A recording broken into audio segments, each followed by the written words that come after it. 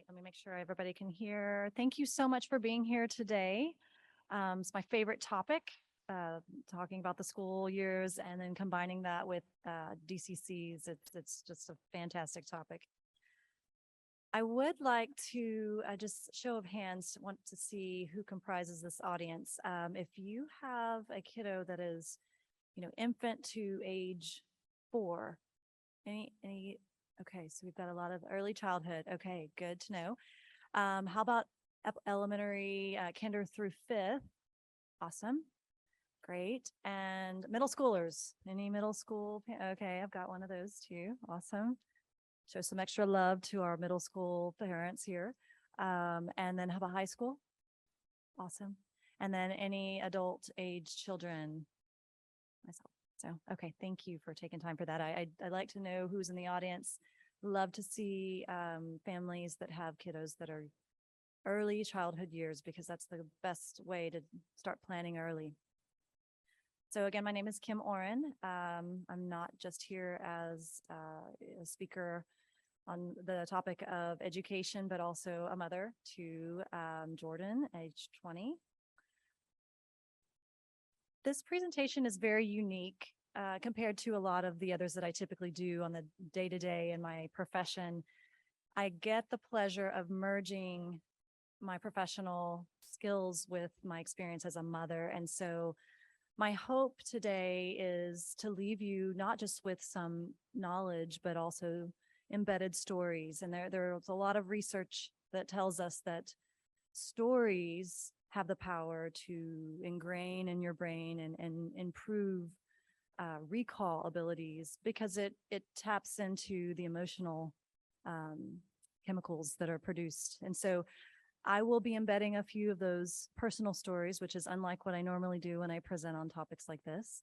But the goal of sharing these is in hopes that it will connect with you emotionally and also make this a memorable presentation. So this is Jordan. I don't know if the sound is going to work, but I did want to open, and rather than me tell you, I'll let him take 2 minutes to tell you a little bit about my inspiration. Jordan Gwen. And let's see how the sound comes. Dripping Springs senior Jordan Gwen spends a ton of time in the pool. I mean, I tried other sports. It just I didn't feel that was the one. I feel like this is what I'm good at and I can actually succeed. When he's not in the pool, he spends even more time at the piano. And we have this talent, and then so we hooked up with my teacher. She's gonna help me know that was my passion. That isn't enough for the Dripping Springs swimmer and aspiring pianist. Jordan even has a part-time job working at Salt Lick Barbecue, a busy 18-year-old who uses it all to overcome a rare brain condition he didn't know he had until he was 12. Jordan's condition is called complete agenesis of the corpus callosum, which gained notoriety in the 1988 film Rain Man. For him, I think it empowered him to be able to know, research and learn more about it, meet people who have the condition, but also to advocate for himself and understand that it's okay to seek help when you need it. It's becoming easier because I'm learning how to understand myself, and in school I'm able to learn better, and I didn't know what was wrong with me. After the diagnosis brought relief and understanding, the two very different talents and passions brought confidence. He really pushes himself. His confidence has grown too as he's built relationships on the team. That's more important than anything else. He is very good with patterns. A lot of things that he's learned has been through music and through rhythm. And I think that swimming kind of has a rhythm, and it's very musical. I think those kind of go hand in hand for him. It's making me stronger as a person. It's since I have this ability, I can actually overcome that fear that I had before, and I can understand that nothing's impossible. In Dripping Springs, Cliff Thornton, Fox and Austin Sports. The balance between your preferences and needs, along with the protections. And again, the needs kind of go on both sides. Those needs influence at different times when you might need more protections. Any educational institution that gets federal funding has a level of protection. 504, ADA, those run at different times. It depends on the programming of when those start. But in the early ages, up until about age 2, there aren't a lot of protections for kiddos in the infant years to age 2. The you know Americans with Disabilities Act, the ADA, is kind of the minimal amount of protections that you would receive in a child care type or after school type setting. So again, the answer is always it depends. It depends on your preferences, the needs of your child at that time, and whether you need to rely more on the protections or whether you have the luxury of going to a school of your preference. So when we talk about the different types of programs, I get this question a lot. What is the difference between 504 and special education? And again, circling back, we've got that big umbrella of ADA.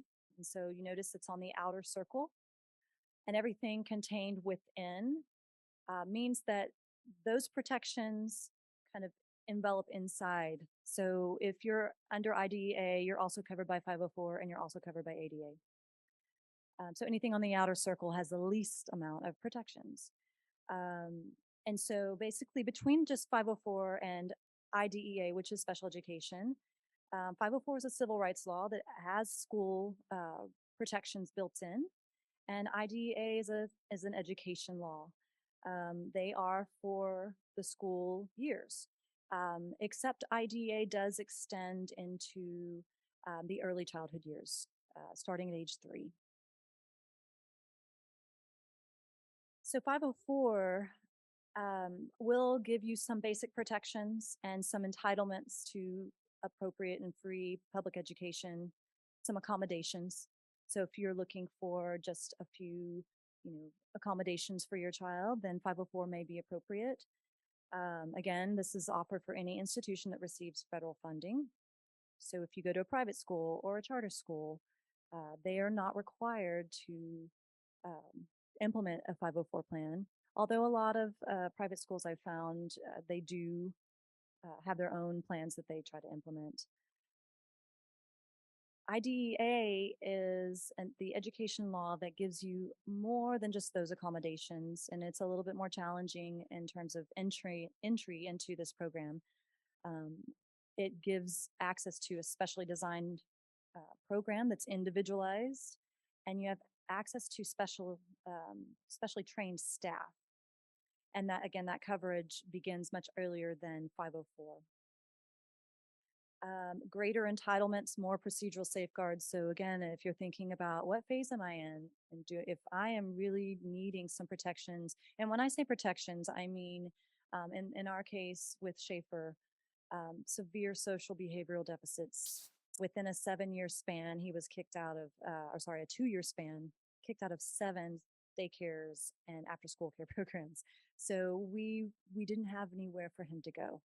So the protections that we needed at that time were to help him be somewhere where he could be educated. We had nowhere for him to go. And so when I refer to protections, it's how do I ensure that my child with this disability is receiving the best that he can receive, and what are my remedies? And so under IDEA, you have the most protections and the most formalities in terms of ensuring that your child is not excluded because of that disability. Many people don't realize that there are some carve-outs under what they call child find underneath the IDEA law. There are some funds set aside that public schools do receive from the federal government called proportionate share. And so if you are choosing a private school setting, there are funds set aside that you could potentially access for some related services. So speech, occupational therapy. Many people may not be aware that this is available. It's different in the different districts. So even if your child is not enrolled in the public school, but you live in that public school zoning, you can contact that district and ask for the application to access these proportionate share funds. Just be aware that once they're gone for that year. So you want to try to get in early. But it is our job under this law, not just to set those funds aside, but also to locate and identify and evaluate all children in all settings, private schools, in any kind of capacity. So make sure that if you are going the private school route and you would like to be considered for proportionate share funds, that you ask the district where you reside, what the process is, and to be considered for those. And then I have this here just as a reminder. We, during the school day for our kids, we are my kids are products of public school system. And the day was fine for Schaefer, my youngest, up until the after school care. And at that point, those protections of IDEA were no longer applicable, and he was at the mercy of just ADA and that private entity child, after school care.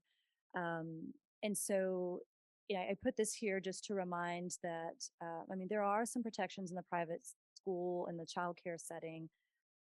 And if you run into a situation like we did where you've been kicked out of 5, 6, 7 and you're running out of places to go, look into that protection of to ensure that that facility is making those reasonable efforts and modifications, and really doing what they should be doing under ADA to include children with disabilities.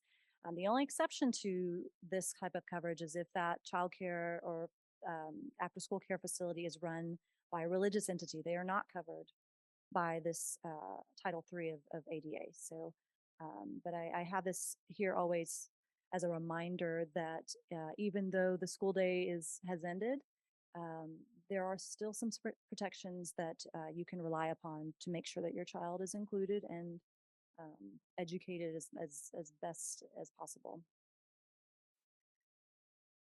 So the next question after what is the difference between the services? Now, how do I get them? Big thing to point out is that just because you have a medical diagnosis, that does not automatically equate to an educational one. Having any kind of disability, not just physical, it doesn't guarantee those educational services. It will get you those protections under ADA. And also a reminder about our this DCC spectrum is huge. The areas that people are impacted vary, very similar to the autism spectrum. And so what may turn out to be an educational qualifying area may not necessarily align to the medical. And you'll see what I mean in a moment. So in terms of qualifying for 504, that's a little bit easier in the 504 world. Once your child is in kindergarten, it goes until graduation. You just have to meet 2 criteria. Again, you have those some protections from discrimination in the school setting, entitlements to that free, appropriate education, and access to accommodations. That's what you get in the package of 504. And you have to answer 2 questions. Do you have an ongoing medical condition? And do you have a learning difference? And that has to be supported by some kind of evaluation. Under 504, they don't specify what the evaluation has to be. So it could look different from school to school, district to district. So you don't have to have a full evaluation, just some kind of learning difference that's documented by some kind of evaluation and a medical condition. And usually that's a note from a doctor that says this is the condition that this student has. And that gets you the entrance into 504. The question about whether a school can implement a 504 plan without your consent has come up. And the answer to that is yes, actually. It is advised to get parental consent, but public schools can go through a due process to override and provide services if they believe that that student needs that type of support. And so the due process through 504 is a lot easier than the due process under IDEA, but it is possible if a school believes that a child needs particular accommodations under 504, it can be done without your consent. There's an appeal process if you don't agree with it, but a school can proceed with implementing 504. Special education is a little bit more challenging to enter. And instead of waiting until kindergarten, IDEA opens up to the early childhood years. And again, with that come more protections and regulations, specialized staff, and to the same kind of two criteria are required for special education, except that that educational need has to be demonstrated by a formal evaluation. And they're very particular about who completes that and the categories that students can qualify under. And so that same question, can a school implement special education services without parental consent? It's a lot harder under IDEA. There is still a due process that a school could go through to override the parent's preference. The school has to make reasonable efforts, but ultimately districts really cannot provide those services without parental consent. It's a lot harder for a school to implement against the wishes of a parent. And this qualification for special education begins with what in Texas, we call it FIE, full individual evaluation. Another term, if you go and get one privately, a neurocognitive assessment. And so that referral process kicks off this consent for you to sign to get that evaluation. I call it mapping the brain because it really does kind of pull out where the strengths and weaknesses are. So if this is a route that you are considering or have considered, you do have to give consent for this assessment. Again, unless the school goes through all the hoops of due process, you do have to consent to that assessment. And there are trained professionals that can only assess. Usually it's a diagnostician or a licensed school professional or psychologist, sorry. And they have to use a variety of what they call technically sound assessment tools to gather these areas to compile this evaluation.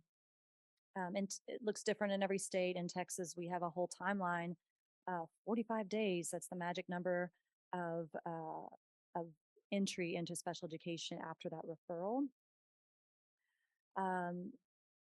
Some of the things that I want to point out about these cognitive assessments are just what their purpose is for and how useful they can be to you throughout the schooling years, as well as launching into post-secondary if that's the direction your child goes.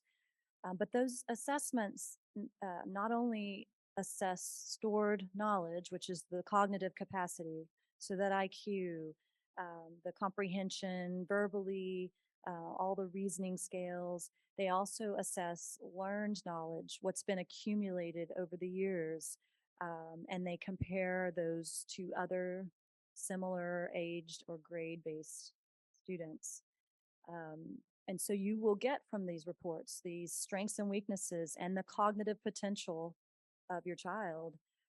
And you can see where they fall compared to others. Jordan's first full evaluation was before we knew about his DCC. And we had held him back in kindergarten, not really for major concerns, but because the kindergarten teacher just said, oh, let's give him another year to work on fine motor skills. And we said, okay, in hindsight, best decision we did. But by the time he was in 4th grade and he was finally referred for an evaluation, they compared him to his same grade peers. And we got to see, the norm percentiles against other 4th graders. And after we got his diagnosis, was not much longer after this evaluation, we then took him to a private evaluator. We wanted to learn more about the condition and how it was impacting him. And their scores were a little different than the school's scores. And I was confused until the evaluator explained that they used age-based norms. So the grade-based were a little bit higher than the age-based when they looked at those comparatives. But in both of those, I was able to really look at where was Jordan compared to the average? Where were his true strengths and weaknesses? And at that time, before his diagnosis, he was categorized as under a learning disability. A learning disability in listening and reading comprehension was how his disability manifested in the educational setting. And it wasn't until many years later that we kind of refined those eligibility areas and tacked on that other health impairment that shows the DCC part that we were able to educate over the years with our different evaluators. So these tests and these evaluation reports can become very useful tools that you can use for yourself, for making plans, for really building on your child's strengths. If we're looking at behavioral concerns, a lot of they do still use standardized rating scales. Typically for the behavioral assessments, we're looking at a licensed school psychologist who would have to evaluate in those areas instead of an educational diagnostician. And they're looking to see if those scores are clinically significant. And so in the behavioral realm, it's 70% and higher are showing more of a clinical need.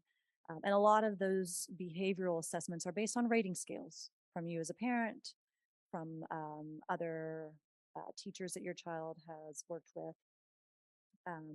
And again, so your LSSPs are generally the ones who will evaluate for that OHI, other health impairment, which is most commonly used for ADHD, but we have used that label for DCC. Emotional disability and autism are the other areas that an LSSP would typically evaluate. So for special education, these are the magic 13 that you would have to meet eligibility for with that evaluation report. And again, the red is specifically for LSSPs. There is a 14th eligibility area for the early childhood years. They call it DD. My youngest Schaefer had that. It basically means we don't really know what's going on, but we recognize something's going on. It's a developmental delay. And by the time the child turns 6, no longer able to use that, the hope is that there will be additional testing to identify the true kind of disability area. So once you're over age 6, the eligibility for special education has to fit one of these 13.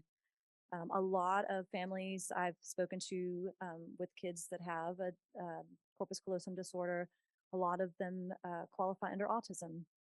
Jordan happened to qualify under learning disability, but autism is also a very common label that our kiddos in school have as an educational eligibility area.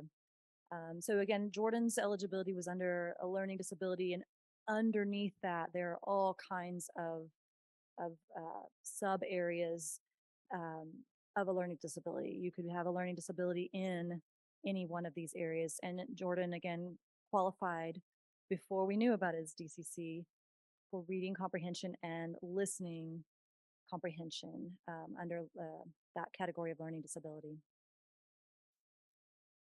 So once you have that report in your hand, it still doesn't mean you're getting special ed services. You have to have a meeting, and you have to have all the required people come together and review that report. And then it's the yard committee's decision to answer these 2 questions. Do we have a qualifying disability? Well, that comes from the report. Did that evaluator suggest in the summary that there is a disability consideration, yes or no, and what is that? And the second question is there an educational need? So you could answer yes to 1 and no to 2 equates to no services under special education. You have to answer yes to both. So again, just because a student has a medical diagnosis or disability does not always equate to special ed services. You have to have an educational need and an educational disability area. But once you receive special ed services, you're entitled to a new evaluation every 3 years if you want it. Not everybody does it every 3 years, but you should be offered that. And a program review once a year. And then this happens sometimes when you get your report and you don't quite agree or have more questions. If you get a report that you disagree with, you do have the right to request an IEE. It's called an independent educational evaluation, and you can request that your school district ask an outside provider to conduct a private evaluation. And most of the time, your district will do that. In order for them to deny your request, requires them to prove that they did everything perfectly throughout their evaluation process, and it's really challenging to do. So, typically your districts are going to honor those independent evaluation requests. So let's say now we're happy, we're receiving 504 services, we're receiving special education. Now you're at that phase of school, probably around second, third grade, where you're trying to determine what kind of support is the right amount of support. Under IDEA, we as an educators are obligated to find what we call LRE, which is the least restrictive environment. And we have a duty to make sure that students with disabilities are educated with other students who do not have disabilities to the maximum extent possible. Whatever that looks like for each child could be different, but we have to discuss this, and we have to make sure that we are not skipping to the most restrictive without trying the least restrictive.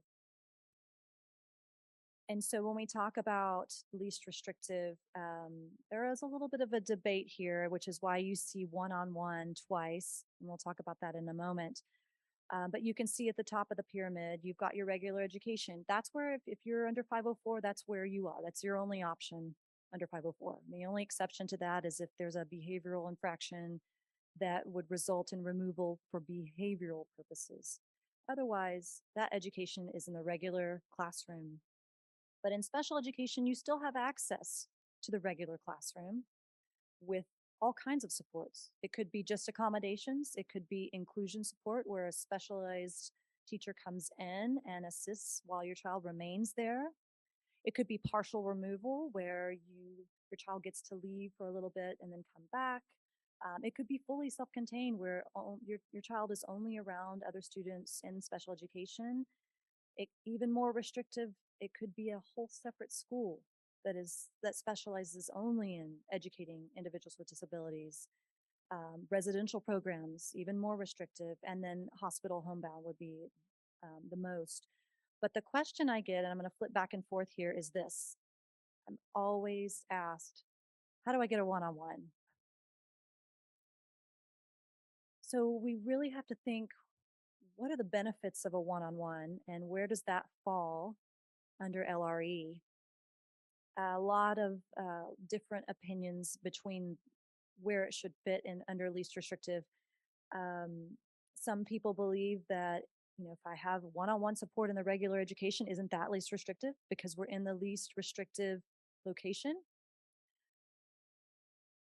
Other people will say, well, the fact that you have a one-on-one really is inhibiting independence. And so that's really the most restrictive. And so when it comes to making that decision, really have to think about what is the goal of that individual, that whole person that's dedicated just to your child.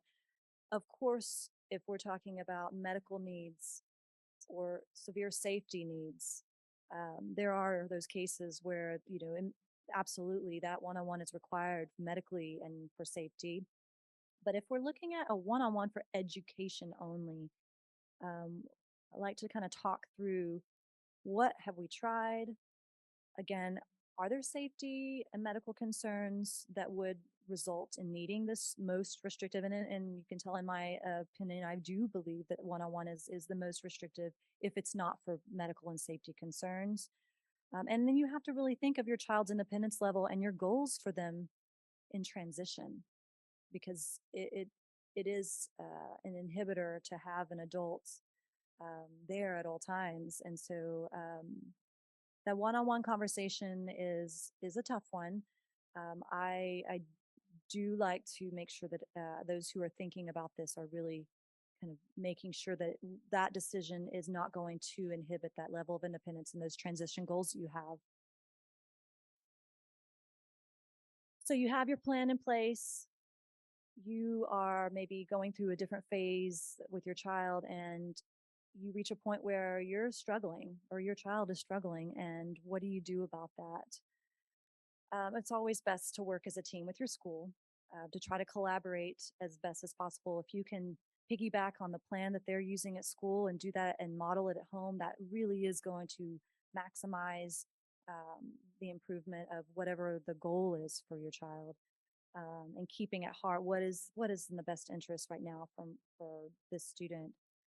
Um, and sometimes it does result in the school needing to revise the plan for your child. Sometimes we have to really dig deep as a parent and ask ourselves, are these goals that I have for this year, are they reasonable? Are they realistic? Because sometimes we get ourselves, and I am guilty of it as well, of kind of pushing or expecting more than is reasonably achievable. So sometimes we have to take a step back and look at that. This happened to Jordan in high school. He started freshman year, was on the regular graduation pathway. As an educator and a mother, was going to ensure that he finished high school with all the requirements. And then we hit spring semester and he was ineligible for swimming. And that was the one thing he wanted to do. And that biology course was just kicking his butt. And I had to swallow my guilt of feeling like I was failing him because I had to take a step back and think that may have been unrealistic. Maybe he needed a few modifications so he could stand on his own. So sometimes we all as parents have to think, to do a check of ourselves as well as a check of our educators and our children. But asking, are these goals measurable? Are they attainable? Do I have too many accommodations? I do, as a professional, see this all the time. And I remember when I was an English teacher, I had about 120 students every year for the years I taught English. And, I had a special ed background, but I would have anywhere from 70 to 75 individualized plans. Some of them were special education, others were 504, and others were for our second language learners. That was 75 individual plans of accommodations. And sometimes each plan had anywhere from 20 to 30 accommodations. So I think of that with my own children of if I were my child's educator, could I really implement this many accommodations? So things to think about, and whether our plans are really aligned to that. That evaluation is your anchor. Am I aligning these recommendations to this evaluation, or are we just throwing in a bunch of stuff that's really, making it to where it's just too much? So ultimately, if you don't come to agreement with your child's school, if we're in the public school setting, there are remedies. There are procedural safeguards for 504. Same under IDEA. Complaint process. You can use that for both of them. You can hire an advocate. Lots of ways. Hopefully, you will have a good relationship with your child's school, and it doesn't come to this. But there are remedies to help you if you're not able to come together on agreement for your child. My question 5 is regarding standardized testing.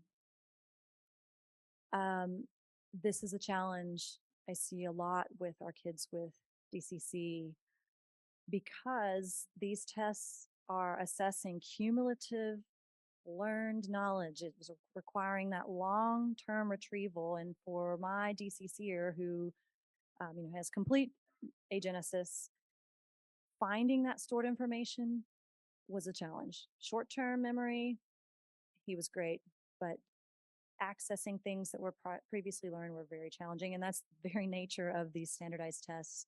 And they're multi-step. Every single question has multiple steps. The language skills it requires to comprehend and access that information is very challenging. It involves abstract and higher order thinking skills, very challenging for our kiddos with a disorder of the corpus callosum. And if you look at kind of what happens in the school trajectory, when you're starting in early development, that's that learning to read phase where kids learn a, apple, ah, and then progress to starting to put words together for sentences and fluency. And then something happens in third grade where they stop learning to read and they start reading to learn. And it's this huge shift. In Texas, that's when the standardized testing begins. That's when those comprehension skills have reached a level of abstract thinking. And you do see that challenge. It's the pivotal year is what I call the third grade year. Those assessments become more comprehensive, more cumulative, you're moving from concrete to abstract thinking. Look at this example of a second grade to third grade. You're going from recognize to apply, naming to explaining, partition, represent, use, solve, explain, compose, and these language implications for our kiddos that are struggling with these higher order processes, struggle with tests that assess in this manner. And the reason that these tests are so challenging is because they use what this Bloom's taxonomy system of answering questions. And those of us who are, have had an easy time in school or spent a lot of years in college don't really think about the brain processes that have to happen to get to the top of this pyramid. So again, Jordan, this was his strength right down here. Memorization, it's rote, it's at the bottom of the pyramid. And I had a hard time explaining to teachers Jordan's academic struggles because they said, well, he's got great recall. Yeah, he does. It's down here. He does have great recall. Start asking him how and why and analyze and apply, you start to see a little bit of a breakdown. So yes, standardized tests are challenging. I have a lot of families who decide that they just don't want their child to participate. It works up until you get to high school. And once you reach those high school years, there are some strong implications to opting out of those standardized tests that begin to impact. Some states have mandates that you can't avoid if you choose to opt out, and your class schedule may not be avoidable with a certain choices that you want to make.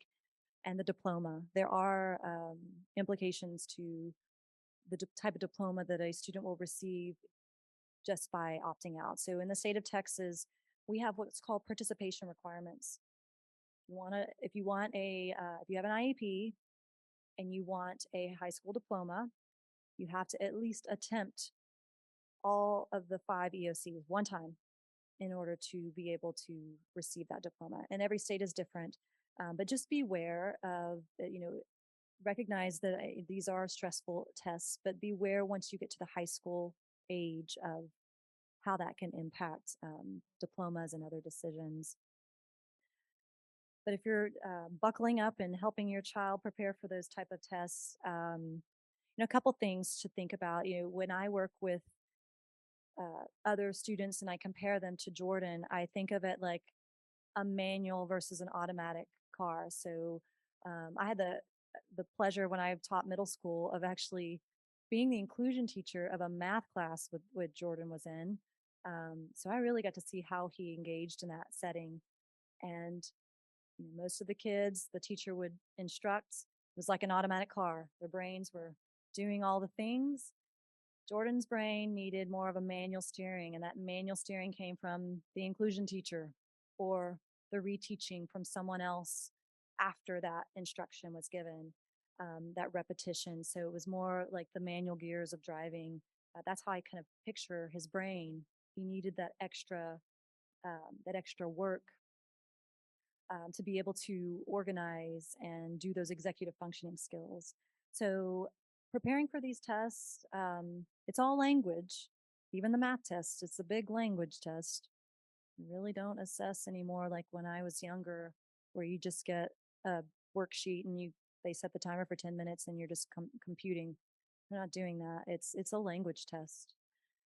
So strengthening those literacy skills, not just in reading, but also in listening, comprehension, because for some students, just like with math, some students may never learn fully how to calculate on their own. Fine, they get a calculator. Some students may not ever be able to fully read on their own. There are things that they can navigate around with things that read aloud. So we've come a long way with technology to help in those areas, but it's always great to build those skills and practice those higher order thinking skills. Use that evaluation report to maximize the cognitive capacity. And so when I looked at Jordan's report and I saw that he was great with patterns, that short-term memory was strong, I used that to try to maximize his learning rather than focus on the visual spatial that was severely impaired.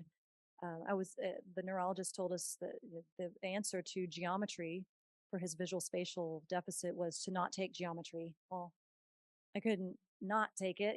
For him to graduate, we had to figure out a way around him, work around that visual spatial deficit by kind of leaning into those strengths and we really relied on that report. We still do a lot of executive functioning skills for Jordan.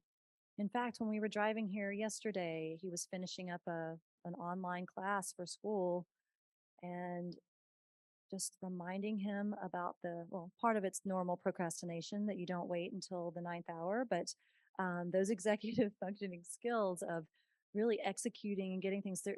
I still ask, let's review, let's edit together, and he still benefits from me helping him kind of organize his thoughts. He's getting better about it, but I still have to help manually, turn those brain gears.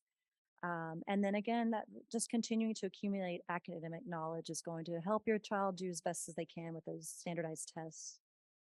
One of my favorite things, these are some strategies here that I've used for vocabulary and comprehension building. One of my favorite things I used to do with Jordan was, to teach him that higher order processing. We would watch a movie. He latched onto movies, loved watching them, and I brought out a vocabulary chart that had what they called character traits. And it had words like sensitive, optimistic, challenging words. How do you describe those? It's really, really hard to teach what those are. So we would watch a movie and I would ask him to pick a word from the chart and to describe the character from the cartoon or the movie that we watched. But then he had to take it a step further and we had to talk through not just, I think this character is sensitive, but prove it with evidence. Why? How? Building those why, how skills from a movie was a lot easier than doing that from a book. But that was kind of our launch pad. And we still do that today. We talk about, friends that he meets, what did you think of so-and-so? He's built his vocabulary to where he'll choose a word and I still do it. Why do you say that? How do you know that? We're still building those kind of higher order processes. Behavior and social deficits is another question I get asked. I'm not going into a lot of detail on these. We have a lot of great sessions and several ABA therapists that are here at this conference that you can learn a ton from. But, it's always best when you're trying to deal with social behavioral challenges to follow just like we think about placement. Try the least restrictive things first. Go, try as much as you can before you result in the most restrictive. Which, in this case could be removing to a specialty school. We don't want to jump there yet. We want to try. Are there accommodations? Is there a behavior contract? Behavior contracts aren't just under special ed or 504. You can have a behavior contract in any school. It's just an agreement, an agreement between you and the school or you and that teacher. All kinds of incentive programs, just like a chore list at home using money of, that's an incentive at home, but not saying that money is the only answer for incentive programs, but those are all things that you can do with or without any kind of special programs. Same for a safety and crisis plan. If you don't have to be part of 504 or special ed to have a safety or crisis plan. Make sure you try these things. But once you are part of special education, that does open up a few extra things that you can try to manage the social and behavioral challenges. You could ask for a functional behavior assessment to get that behavior intervention plan. there are additional classes you can access under special education. Um, a lot of students who have autism as the eligibility area can get access to in-home and parent training. And then again, the last resort would be just that removal to a different type of school. So when we're talking about our social behavioral challenges, I tend to see a lot of families jump too quickly because, academic struggles are challenging, but behavior and social struggles I find are more irritating than the academic struggles. I see families want to jump to the easy fix quicker than anything else because it's hard. It's hard to deal with those challenging behaviors, and you want the fastest results. But I would make sure that your school is really working through all of these options before talking about that most restrictive. When we talk about behavior, just because your child has a disability does not exempt them from having behavior referrals. You tend to see those referrals more at the middle and high school level. You can still get a behavior referral. The only difference under special education is if a student receives a referral and that campus wants to remove that student because of that discipline action, they have some requirements they have to do. It's called a manifestation determination, and they have to do that before a student can ever be removed. So we go back to those first slides of protections, special education. If you have a child who has severe social, emotional, behavioral deficits, you might need some of those extra protections under special education if it's severe enough to where you may have to have this manifestation determination at some point to halt the removal or at least pause to determine before they can remove automatically. And so MDRs are required for 504, special education, and for any student that a school has prior knowledge of a suspected disability.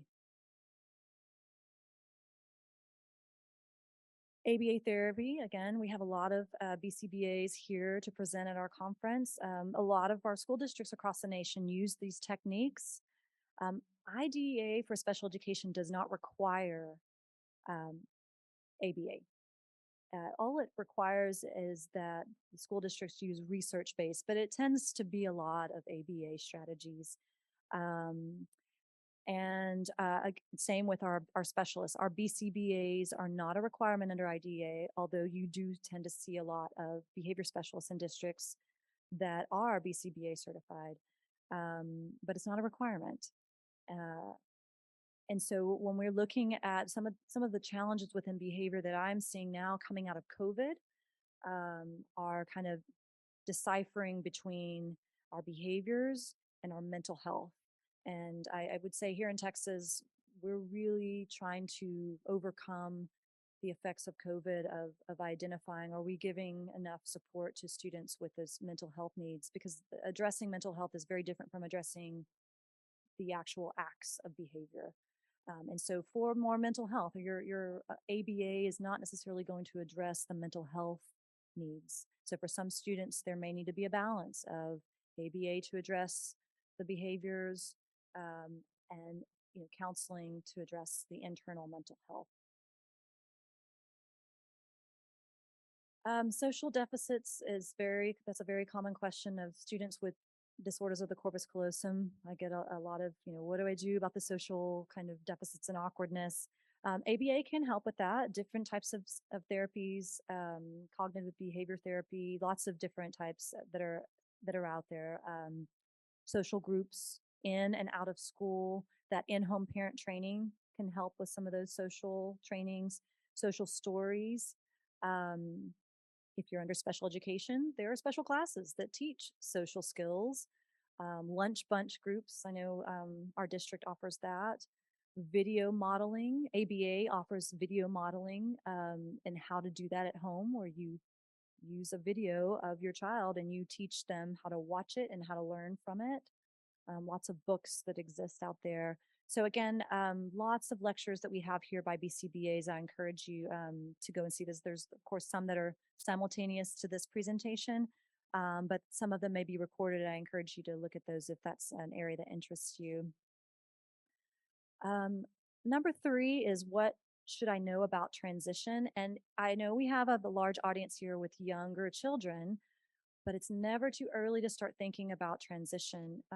Schools usually start developing transition plans around age 14 in Texas, but the law under IDA says at least by age 16. And that is where we start developing, what are the post, post-secondary goals. Independent living, we start asking those questions of where do you see yourself? Where do you think you'll live? And what kind of job are you thinking about? Once those transition plans begin, they have to be updated every year. And sometimes we have students maybe who are nonverbal or who just are struggling. You're struggling to find out what their interests are to even put in that plan. There is something called the person-centered planning. And so if this is you where you are really struggling to get any details from your child, I would encourage you to look in your state to see who you could contact, who could do what's called a person-centered plan. And it's just a team that comes together and you try to pull information out to develop a personalized plan for your child to find what are those strengths, what are those goals and desires. Sometimes you can't, it's not as simple as just asking that your child, you have to have some help. Person-centered planning can absolutely help you with that. Take note, parents of young children, of the things that you need to be aware of for high school. Once you get to high school, just like those standardized testing warnings that I said about opting out, the same is true about choosing between an accommodation and a modification. So that moment where I had to step back as a parent when Jordan was a freshman and he had to modify that biology class was also the moment that he went on a different graduation plan. And that was okay. It was a little harder for me, I will admit. It was okay. And it was the best decision that I made. But, once you get to high school, you have some different, your considerations are amplified by the impacts of that diploma and what that means after graduation. So just be aware of that, as well as the setting. Changing to a resource type of class can alter the graduation pathway. Your state will outline what those standardized testing requirements are. Again, some states say you don't have to pass these, you just need to attempt them. So look at your state's requirements for standardized testing and start asking about vocational training. What kind of things is the district or that campus doing to prepare your child after they graduate high school so that they can be employed or they can be connected with an agency that will help them, or if it's a residential facility, to help them live as independently as possible. And my biggest word of advice in high school is figure out when that third year comes up. Remember at the beginning how I said if you enter special education, you're supposed to be offered another evaluation every 3 years. Get that last one. Get that last evaluation. You can use that if your child wants to continue on into any kind of post-secondary schools. Now, even though IDEA 504 do not carry into post-secondary, a lot of institutions have their own disability offices and they do use those. They will use those reports for the accommodations in the college setting.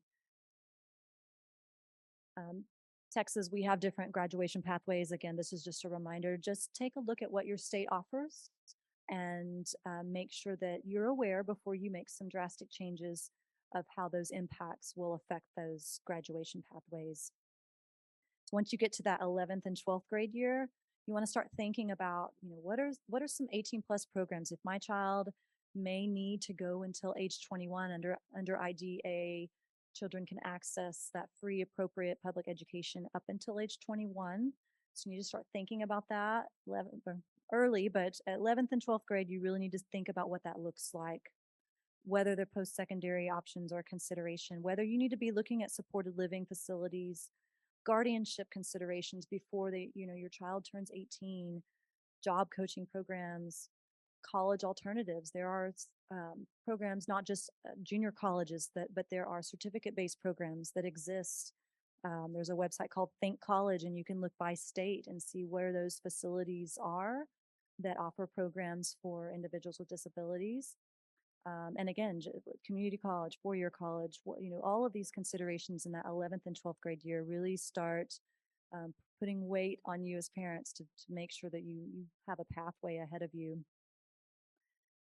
So our transition, my advice for transition tips for you is get on those waiting lists early, young, so that hopefully by the time your child reaches adulthood, that they're ready to receive those services or those supports. Again, those around age 14, age 16, you'll start planning those post-secondary goals and think about what that looks like. How am I going to help my child achieve these goals? And what does that look like? Where could that be achieved? For Jordan, for us to carry out his transition goal, I mean, we live in Texas. It required us looking into schools in New York. It's going to look different for everyone at different phases. But start thinking about that in those teen years, about what does that pathway look like? Consider that person-centered plan. If you're struggling to figure out those strengths and those goals for transition, then get some help by someone who is trained to do that. You might need to invite some agencies to your ARD. You're allowed to do that. And in fact, they're required if you have an IEP to make sure that they've included an agency once your child reaches transition age. And then again, get that last evaluation before graduation. There was a law passed in Texas that really highlighted that people don't really realize that you can return after graduation. If your child has had an IEP and you feel like your child was not fully prepared with transition skills to enter the real world, it's a process, but you could technically go back to that district and ask that your child return and continue to build those skills. So wanted to point that out. And many people don't know that is something that is allowed if you can prove to your district that was not provided. And so additional resources I have for transition, and then some lectures, extra lectures that we have here.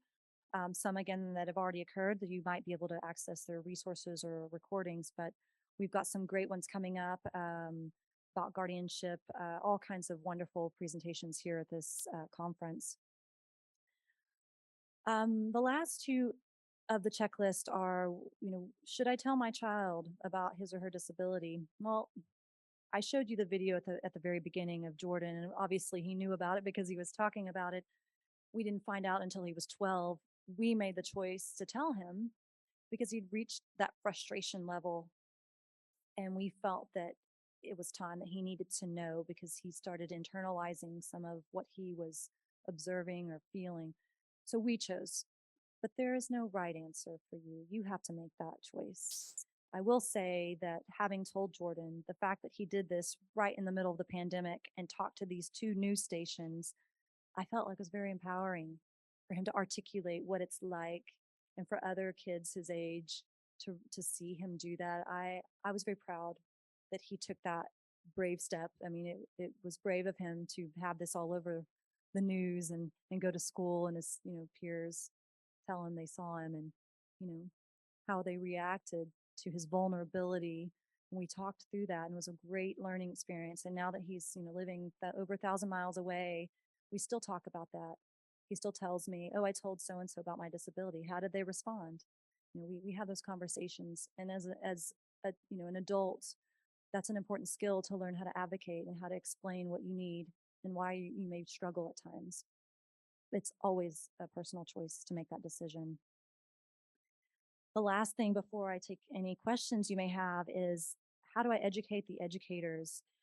I made a flyer years ago, and I took pictures from the first conference we attended and Jordan's first friend that he met. And I made this because I thought, teachers don't know anything about this. You're absolutely welcome if you want me to share this with you. I'm happy to, but I made a very generic one that it's a front back when you print it in color, and it just gives basic information about what agenesis of corpus callosum is.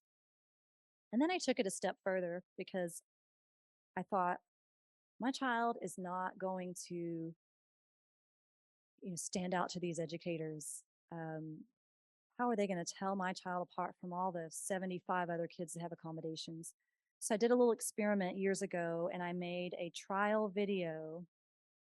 I videoed his IEP and, my educator friends laughed at me and thought I was being silly, but I was like, I've got to make him stand out. I've got to do it in a way. And I said, I know teachers. I am a teacher.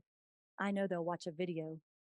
If I just give them that piece of paper, it's just going to go in the pile of 75. So I experimented and made a little video and educated those educators. And the feedback I got from those teachers was very positive. I did it twice. I did it again when he went to high school. Didn't get anything negative back, and I promised in the video I kept it under 5 minutes. Very very positive feedback that I received, and so there is a session after this. It's a workshop. If this interests you in wanting to build that, working with Jana Schaffner, wonderful, amazing husband who's sitting right here. She and I will be extending on this. So I will save playing this video for that workshop session, but it was a great tool to send over and just have a teacher just click a link. Super easy technology that we can teach you how to use. I've given you a ton of information that I hope is useful. If there are any questions, now's the time.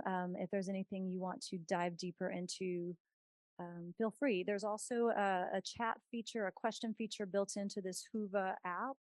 I will be going back into if you think of something later and you want to put or message me privately with your contact information, I can message you there. But are there any questions that came up? Yeah, go ahead.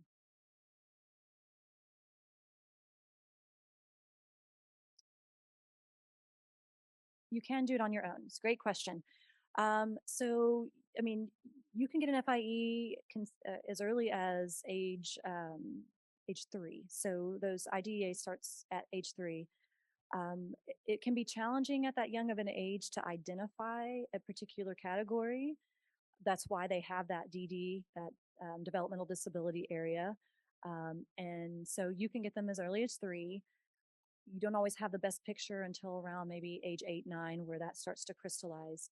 And then your second question, there was a second part of that just, oh, sorry, thank you. So it is a school district is not obligated to honor your private evaluation. So, but you can absolutely get your own private evaluation, give it to the school district. They can review it and consider it. They're not obligated to consider it though. That's different though from if they do their evaluation and you disagree with it and you want them to do with that independent evaluation, they have to look at that. But so the answer is yes, you can do it. It doesn't guarantee that they will accept what is given to them because it's an outside evaluation, but they can. And we have done that before where in fact, we did that with Jordan's last evaluation before he graduated. We went and got another private evaluation because we really wanted to dig deeper into his skills before he, was on his own. And they took it. And I think they took it because he was supposed to get it during COVID and they were behind. And I think they just took it because they were behind because of COVID. So they were really excited that we did our own, but they were not obligated to take it. Yeah, great question. Yeah. Yes.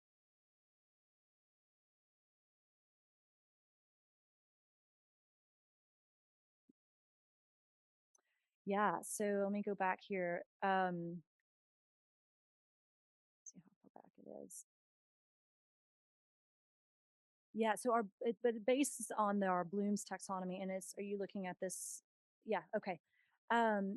So I was highlighting this prior order or higher order skills here and kind of looking at some of the things that we used to do to try to build those. A lot of that is, so our higher order skills, a lot of that is language based. Their ability to answer language and questioning. And I know when Jordan was younger, the question he had the hardest with was why. And we had a hard time teaching him how to answer why questions. And then I would experiment with breaking it down into how to use these question stems down here and then start building back up. So our why question, our why gets into that, analyzing basically. But I had to go backwards, scale down on this taxonomy to get the concrete and then slowly inch back up and ask him, just tell me what it is. What is the definition first, or what is it that we're talking about?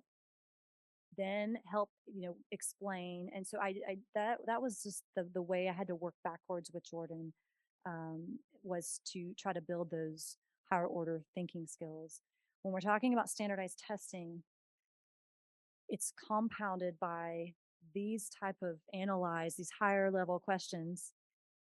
And he would have to internalize that on his own to scaffold down in his brain, and do that while taking a multi-step question and breaking that up, because you'll have like sometimes 2 and 3 steps in a question. So it's not only taking that first step, scaffolding down in the brain to the lowest Bloom's level, and then going back up to try to, just you can already see what the brain, our neurotypical brains are doing automatically, but for him, it's explicit teaching him how to do that. I don't have any magic answer of how, other than we're still working on the analyzing and the how and the why, and we're still breaking it down to the lowest possible definition level and working back up. So it's going back to the lowest question and then helping loop back up to try to get up to the level of question that was originally asked. So, and I know that probably didn't answer very clearly your question, because it's very hard to explain, and we're still trying to understand how to build, those kind of metacognitive skills. But I do have, and this may be something I might share with you, apart from this, but it'll take me a minute to get there. I do have some examples that may make it a little bit more concrete. If you look at some of the assessments that are given to students who require severely modified tests. So when we look at, let me get there we go. In the state of Texas, we have what's called a modified standardized test. You start to see how they break that down. So you've got your level 1 kind of question where there's only one stimulus right in the middle, and all they have to do is point to the one available item. And then you can start to see where the next level up is you've now got to discriminate, right? You start seeing how you're going up the pyramid. And then your next level is now you have to sequence events. So I can absolutely share, I took a test that was given, and this was designed for kids with the most severe cognitive impairments, because they had to break it down to that lowest Bloom's level in order to be able to assess where their cognitive breakdown occurred. So in answer to that, to teach that is to literally break it down. Once they kind of, like a video game, once they check that box, go to the next level. Can they discriminate? Go to the next level. Can they organize and classify? If you start seeing it falling apart at organization and classification, that's where you need to stay, and you got to start building, because they're not going to be able to make it to that next level of beyond reasoning. So that would be just scaffold all the way down, figure out where you reach that stopping point, and then try to mold and work on that. I don't know that I answered your question. I'm sorry, but it's a very complex explanation. You, as the driver of the automatic car, you, the teacher, will have to explicitly teach that, in hopes that over time, they're going to see the pattern and be able to do it on their own. That's the goal. And if they're able to recognize patterns, that's something that you can start showing, hey, this is exactly like what we did before. We did this, we broke it down in this way. So that's the goal. But those are all those metacognitive things that we do just automatically, that you have to kind of pull out and try to explicitly teach. It's very challenging, but it's doable. Yeah. Yes.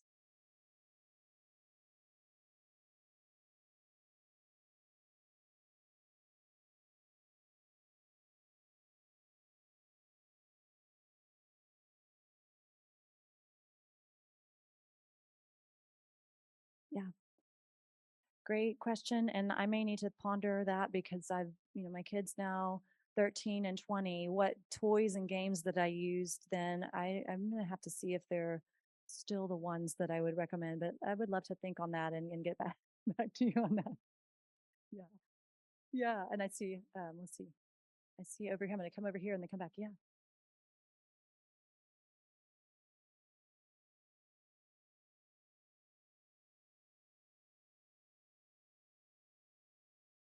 Right.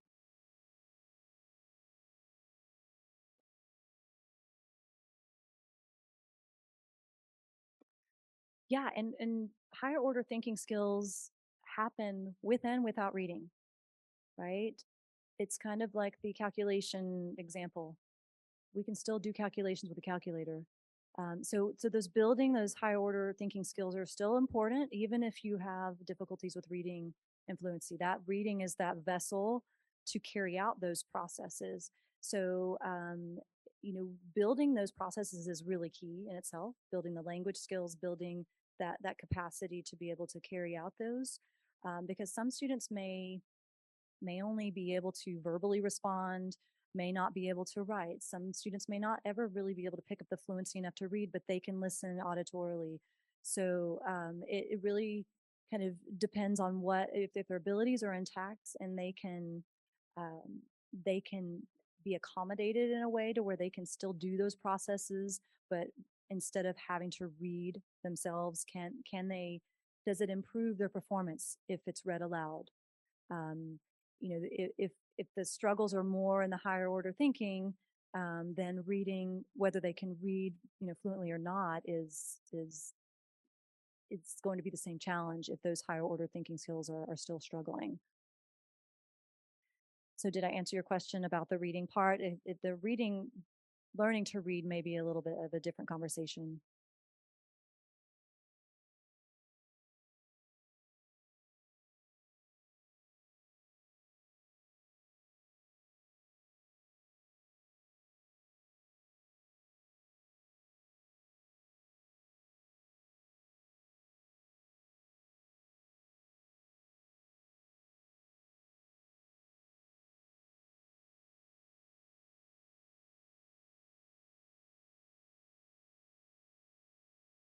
Right, right. And the when Jordan took a class his senior year for personal training, which was kind of like a college level course. He could have become a personal trainer if he had passed that examination. He still did have access to someone reading it aloud to him. They honored his evaluation report. We just had to send it to them, and so there are opportunities for standardized tests that are even beyond high school where they do allow those kind of accommodations, but they're limited. It's extra time, it's reading aloud, but they're not going to do these higher order executive functioning skills that I'm still helping him with, like chunking things, breaking it down. They're only there just to carry out the reading aloud. Yeah. Yeah. In the back.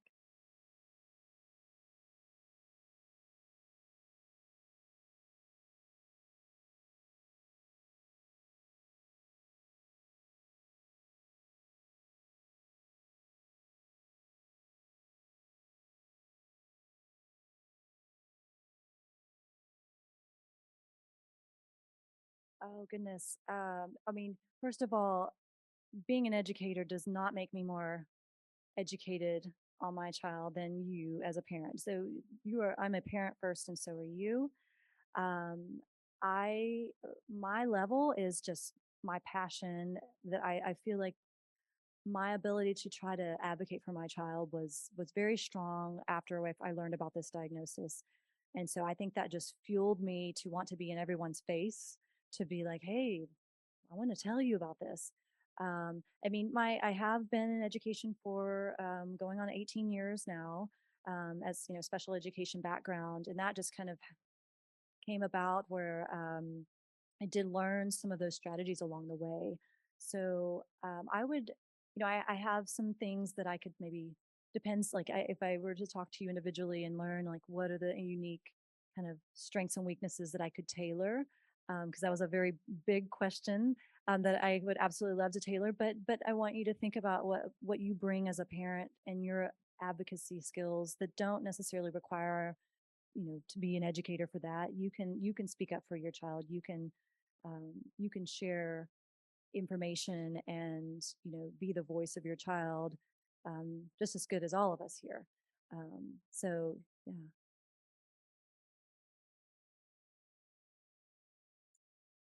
Yep.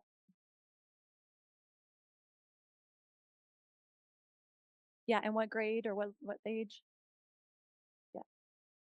Yeah. And it depends on the learning pattern of your child. You saw my two children, very different educational pathways. But for my Jordan with agenesis, his pattern was I had to do what if it was 5 repetitions for everybody else, Jordan had to do 15. We also had to recoup and maintain over the summer. I didn't talk about extended school year, but he would have, if we had known earlier, he would have been a great candidate for extended school year because he regressed every summer. We would have to recoup those skills. And me being a special educator, I just naturally did my own ESY. I didn't realize it before the diagnosis. But keeping those skills going and those extra repetitions and helping them make those connections. They're not going to make those connections on their own, trying to help them figure out. And we just did this on the car. My husband's actually here in the back. Jordan was taking a history course. He's 20 now and just was begrudgingly doing I hate this. I hate this. We had to my husband had to break it down. History is like movies. You like movies. This example of World War I and World War II is just like you and your friends going. And so everything had to be relatable and everything had to be what his interests were, which was at the time when he was 5 and 6, it was Finding Nemo, it was movies, and we had to connect everything to that and just repetition. Yeah. Oversimplified answer. I'm sure I would have a more specific one if I knew more about your child, but yeah. Yeah. Anyone else? Yes.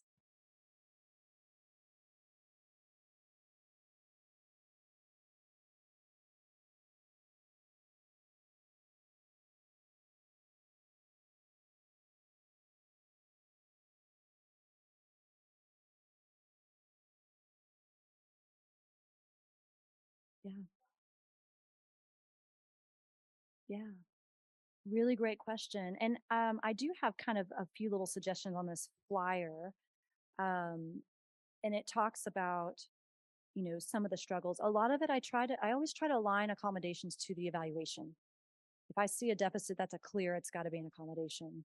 Um, but I also try to think of what are things that he's going to continue to need after school. I don't want them to be artificial things that once he graduates, that's gone. I mean, it's got to be useful that he really needs afterwards. So I would tailor it to those things, extra time because processing speed for him, and you can see that clearly in that evaluation, the processing speed, he needed that time. Reading aloud, again, I can point to every single proof in his evaluation report of why I have those particular accommodations.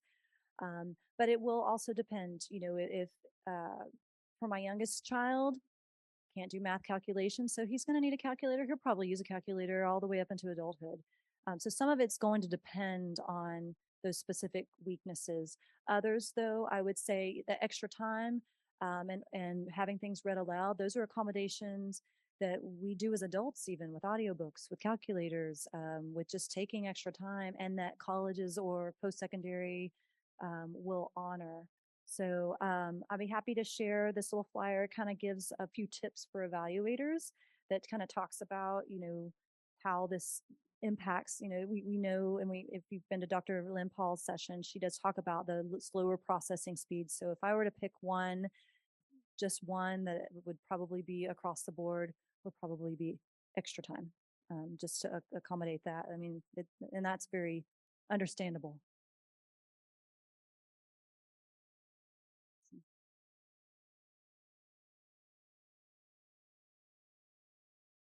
That's great. That's so great. And I hope if anyone is wanting to extend on making kind of a tailoring your own little video, I didn't show that again at the end, but our IEP workshop, we'll talk about how we built our own video. And again, that I did that as I'm an educator myself. I knew, I was confessing it is hard to make a child stand out when you have 75 IEPs times 20 each. I mean, it's hard. You do what you need to do to make your child's profile stand out for those educators, and particularly when you get to those middle school and high school years where you're looking at 7 different educators that, so I'm glad that was helpful. I'm very glad. And some of you I hope to see in the IEP workshop. If you can't make that, there are so many competing, amazing other sessions here that I hope you can absorb it all, because we have some wonderful, wonderful speakers. So I want to thank you so much for coming in. Thank you for giving time and for being part of this discussion. And feel free on the app if you would like to contact me. If you have a question that you think of later, put it in the chat feature or send me a message, send me an email. I'm happy to continue conversations. It's been a pleasure speaking with you today. So thanks so much.